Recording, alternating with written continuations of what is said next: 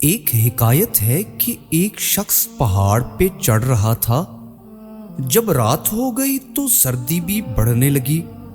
اسے راستہ نظر آنے میں مشکل ہو رہی تھی۔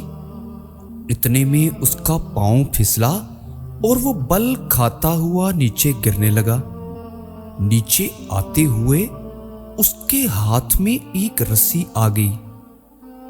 ڈوبتے کو تنکے کا سہارا۔ جب اس گرنے والے شخص کو رسی ملی تو اس نے اس رسی کو مضبوطی سے پکڑ لیا۔ اندھیرے اور دھند کی وجہ سے اسے نیچے کچھ دکھائی نہیں دے رہا تھا کہ وہ کتنی بلندی پر ہے اور زمین اس سے کتنے دور ہے۔ کہیں ایسا نہ ہو کہ وہ کسی گہری کھائی میں گر جائے اور اپنی زندگی سے ہاتھ دھو بیٹھے۔ اس نے اپنے خدا کو آواز دی، اے اللہ مجھے بچا لے، اے میرے پاک پروردگار مجھے اس مشکل سے بچا لے۔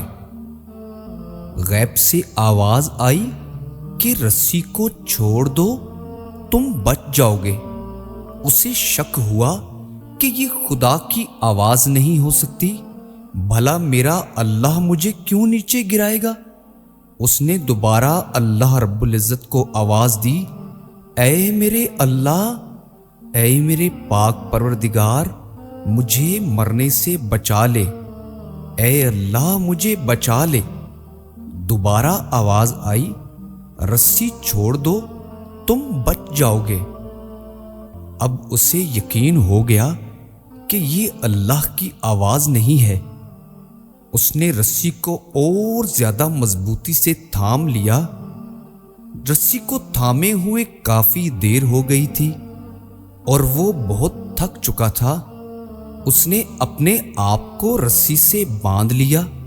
سخت سردی کی وجہ سے اس کا جسم جم گیا تھا۔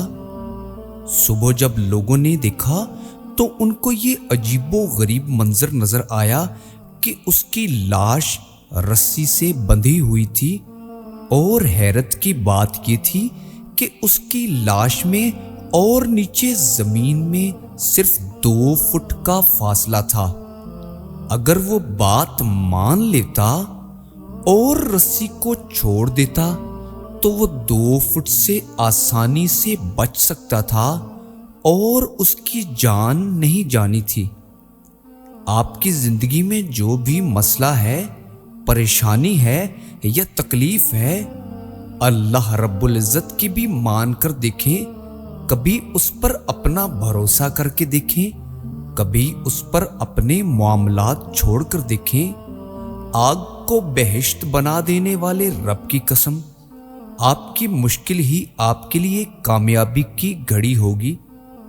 بس شرط یہ ہے کہ اس ذات اقدس پر، اللہ رب العزت کی پاک ذات پر انسان کا یقین کامل ہونا چاہیے، چاہے آپ کو بظاہر اس کا حل نظر نہ آ رہا ہو، لیکن یقین کریں کہ آپ کے مسئلے میں اور اس کے حل میں صرف 2 فٹ کا ہی فرق ہوتا ہے۔ اللہ رب العزت ہماری تمام تر مشکلات کو آسان فرمائے۔